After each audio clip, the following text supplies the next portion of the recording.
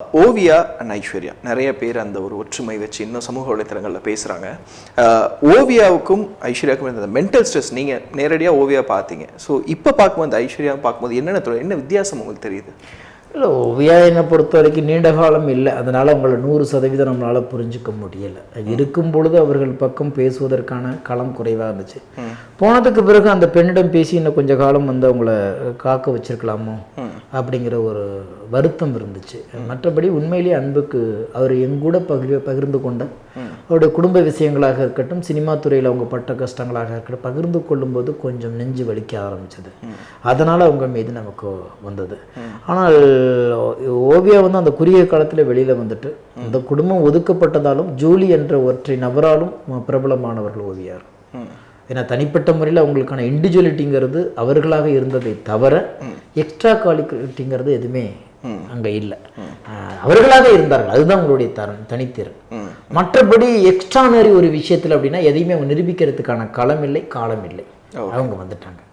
ஆனால் அதே மாதிரி இங்கே என்ன பொறுத்த வரைக்கும் இது இவங்க ஐஸ்வர்யாவை பொறுத்த வரைக்கும் ரொம்ப அன்புக்கு ஏங்கக்கூடியவர். நிறைய இடத்தில் நிறைய போராட்டங்களை சின்ன வயசுலேயே சந்திச்சுட்டு வந்தவர். அவர் உள்ளுக்குள்ள உள்ள அந்த கோபம், அந்த ஏமாற்றம், அந்த பதட்டம் எல்லாம் இப்போ வந்து அடிக்கடி அது வெளிப்படுது. அது வந்து வெல்வதற்காக என்ன வேணாலும் செய்வாங்க ஐஸ்வர்யா, எந்த மாற்றுக்கிறது என்ன வேணாலும் செய்வாங்க, கொலை கூட. ஆமாம், அது தெரியாது எனக்கு தெரியும். ஆனால் என்னன்னா அவங்களை பொறுத்த வரைக்கும் அச்சீவ், அவ்வளோதான். இதை அச்சீவ் பண்ணணும், அச்சீவ் பண்ணிடுவாங்க. அதுக்கு வேண்டி அவர்கள் எவ்வளவு பிடிவாதமானாலும் பிடிப்பாங்க, எவ்வளவு அழுகை வேணாலும் அழுவாங்க, அடுத்த நிமிஷம் மறப்பாங்க, உடனே ஓடி மன்னிப்பு கேட்பாங்க. இந்த குணமெல்லாம் கிடையாது ஓவியா கிட்ட. இருப்பாங்க, போற வழிகளில் வந்து தட்டி விட்டுட்டு போயிடு, டோன்ட் கேர். பிக் பாஸ் 1 குடும்பம் இப்போ என்ன கண்டிஷன்? அந்த வாட்ஸ்அப் குரூப்லேருந்து வெளியே போயிட்டாங்கன்றாங்க. இல்லை, என்னன்னா இப்போ வாட்ஸ்அப்புங்கிறது வாழ்க்கை இல்லையேங்க, எல்லாத்துக்குமே பிஸியாக இருக்கும், எல்லாருமே பிஸியாக இருக்கும். ஒவ்வொரு துறையில் ஜூலி 2-3 படம் நடிக்கிறாங்க, ஒரு படத்தில் கதாநாயகி நடிக்கிறாங்க, பார்த்தீங்களா அந்த அம்மன் தாய்? ஆமாம், என்னென்னமோ பண்ணிட்டு இருக்காங்க, அவங்க பயங்கர பிஸி. நானா இந்த பக்கம் ஒரு பக்கம் அரசியல் 3 படங்கள் நடிச்சுக்கிட்டு இருக்கேன், 6 படங்கள் எழுதிக்கிட்டு இருக்கேன். அதை மீறி வந்து இந்த சமூக வேலைகள் ஓடிக்கிட்டு இருக்கு, வெளிநாடுகள் பயணம், இதை மீறி என்னுடைய ஆஃபீஸ் பார்க்கணும். அடுத்தது நான் வந்து ஒரு இந்த ஆன்லைன் பத்திரிக்கை தொடங்கிறதுக்கான வேலைகள் போயிட்டுருக்கேன், நான் வேகமாக ஓடிட்டுருக்கேன். கணேஷ் வெங்கட்ராமன் தினந்தோறும் என்கிட்ட வந்து மொபைலில் வாட்ஸ்அப்பில் பேசிகிட்டு தான் இருக்காரு. ஆனால் அவர் நிறைய விளம்பரங்களுக்கு அம்பாசிடர் ஆகிடும், ஒவ்வொன்றையும் என்கிட்ட வந்து அப்டேட் பண்ணிக்கிட்டே இருக்காரு. வையாபுரி அண்ணன் வந்து படங்கள் நடிக்கிறது, நிறைய நிகழ்வுகள் போகிறது, அது எல்லா பேருமே பிஸியாக இருக்கும். இதில் வந்து வாட்ஸ்அப்பில் தினந்தோறும் பேசினா தான் குடும்பம்னா அதில் எனக்கு உடன்பாடு இல்லை. அப்பனும் பிள்ளையும் தான் கூட காலையில் போயிட்டு சாயந்தரம் தான் வந்து பேச முடியும். கண்டிப்பாக கணவனும் மனைவியுமே இருந்தால் கூட அலுவலக நேரம் முடிந்த பிறகு அறையில் வந்ததுக்கு அப்புறம் தான் உண்மையாக உட்காந்து உரையாட முடியும். அப்படி இருக்கும்போது வாட்ஸ்அப் விட்டு விலகி போனதுனால குடும்பம் போயிடுன்னு சொல்ல. ஆனால் ஆர்த்தி சொன்னதில் ஒரு விஷயம் உண்மை, என்ன முரண்பாடுகள் இருந்தாலும் யாரையும் நாங்கள் விட்டு கொடுக்காமல் தான் இருக்கிறோம். அதுவே குடும்ப ஒற்றுமைக்கு ஒரு மிகப்பெரிய பலம்.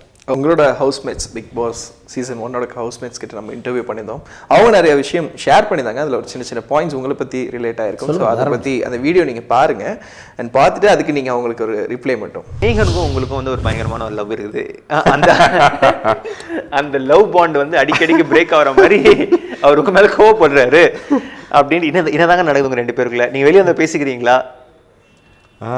இல்லை, எப்பயாவது தான் பேசுவேன். டு பி வெரி ஃப்ராங்க், எப்பயாவது தான் பேசுவேன். உள்ளாலையும் அப்படி தான். ஸோ ரொம்ப வந்து ஒரு க்ளோஸ்டாக இல்லை. நான் ஸ்னேகர் பிரச்சனைனால கிடையாது, பட் நமக்கு சிலர்ட்டு தான் இப்போ ரொம்ப க்ளோஸாக இருக்கும். இப்போது ஆரவ் அவர்கள் வந்து அவருடைய கருத்தெல்லாம் சொல்லியிருந்தாரு. உங்களுக்கு என்னென்ன தோணுது அவர் சொன்ன விஷயங்கள்? இது ஒன்றும் பிரச்சனை. எனக்கு எப்போதுமே வந்து அவர் சொன்னது உண்மைதான். ஆரம்பத்தில் நாங்கள் வந்து ரொம்ப நெருக்கம்லாம் இல்லையா, ஒரு பாதிக்கு அப்புறம் தான் நல்ல நெருக்கமாக இருந்தோம்.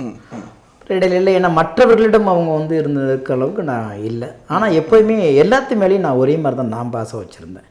எனக்கு வெளியில் வந்து வையாபுரி அண்ணா இருக்கட்டும், அல்லது சக்தி அண்ணா இருக்கட்டும், கஞ்சாகருப்பாக இருக்கட்டும், பரணி கூட சரி, மற்றபடி ஜூலியும் போகுது, சுஜா வந்து எனக்கு ரொம்ப இப்போ க்ளோஸாக பேசிகிட்ருக்காங்க, காயத்ரி மேடம் பேசுகிறாங்க, ஆர்த்தி பேசிகிட்ருக்காங்க, எல்லாருமே பேசுகிறாங்க. பிந்து ஒரு 2 தடவை பேசியிருக்காங்க இது வரைக்கும். ஆனால் வந்து ஆரவ் வந்து அவராக ஃபோன் பண்ணின வரைக்கும் ஒரு நாள் கூட நான் பேசினதில்லை. அது நான் வந்து அதுக்காக நான், ஏன்னா அவர் எவ்வளோ பிஸியாக இருக்கார், அது வெற்றி பெற்றவர் நிறைய பிஸியில் இருப்பார் அப்படின்னு சொல்லி விட்டுட்டேன். 2-3 அவருடைய பர்த்டே கூட எல்லோரும் போயிட்டு வந்ததுக்கு பிறகு தான் என்கிட்ட சொன்னாங்க, உங்களை கூப்பிடலையா அப்படின்னாங்க. தெரியாதுங்க, ஒருவேளை அவர் பிஸியாக இருப்பார் அப்படின்னு. பிஸியாக இருப்பாரா இல்லை வேணும் கூப்பிடலையான்னு கூட எனக்கு கேட்டாங்க.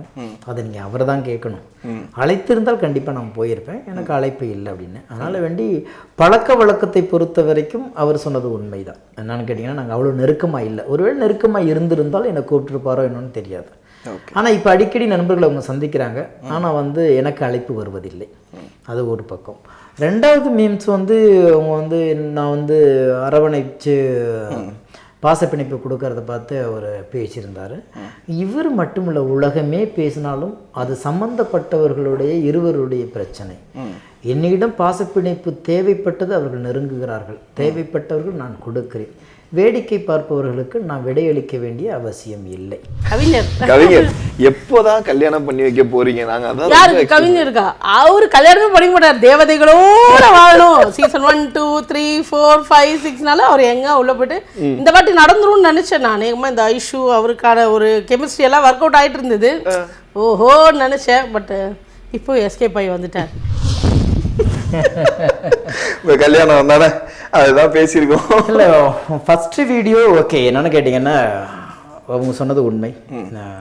யார் யாருக்கு தேவையோ அப்பப்போ கூப்பிட்டு பேசுகிறாங்க. அதை நானும் சொன்னேன் உங்கள்கிட்ட. இப்போ ஆரோவோ, மற்றபடி ஓவியாவோ, மற்றபடி நமிதாவோ, அவர்களெல்லாம் கூடும் பொழுது சில பேர்த்த அவங்க அழைக்கிறது இல்லை. ஹரிஷ் கல்யாணம், ரைசாவோ இல்லை, தேவைப்படுறவங்க அவ்வப்போது கூப்பிட்டு பேசிக்கிட்டு தான் இருக்காங்க. அதனால எல்லாருமே அவங்க சொன்னது மாதிரி ஒரே குடும்பமாக இருக்கும் அப்படிலாம் இல்லை. ஆனால் யாருக்கு என்னென்ன மரியாதை அங்கே இருந்துச்சோ அந்த மரியாதை நீடித்து கொண்டு இருக்கிறது.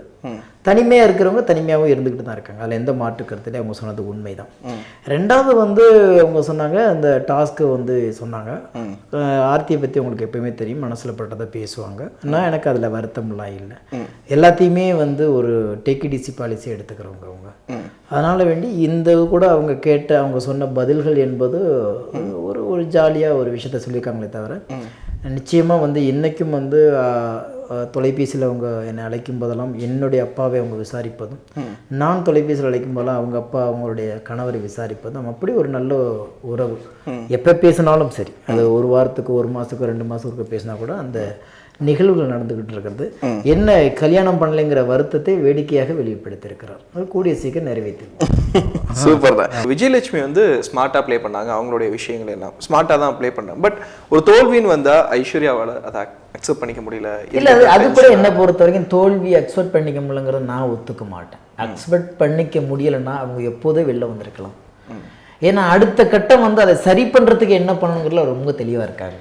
அடுத்த பக்கம் ஏன்னா வந்து தோல்வியெல்லாம் ஏற்றுக்கொள்ள முடியாத சூழ்நிலையில் இருந்தால் ஒரு பெண் தனிமையில் திரையுலகத்தில் போராடி இருக்க முடியாது. கண்டிப்பாக இன்னும் 1000 வழிகளும் 1000 ரணங்களும் வந்தாலும் தாங்கக்கூடிய இதயம் ஐஸ்வர்யாட்ட இருக்கு.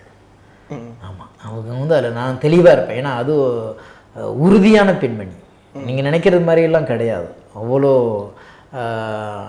பக்குவம் உள்ளவங்க தான். பக்குவம் இல்லாதது மாதிரி நடந்துக்கிறாங்களே தவிர, எத்தனை தோல்வி வந்தாலும் இதெல்லாம் தாண்டி வந்துட்டாங்க. நீங்களும் நானும் இந்த வயசில் அனுபவிக்கிறத அவர்கள் 10 வருஷத்துக்கு முன்னாடி அந்த கஷ்டங்களை அனுபவிச்சுட்டாங்க.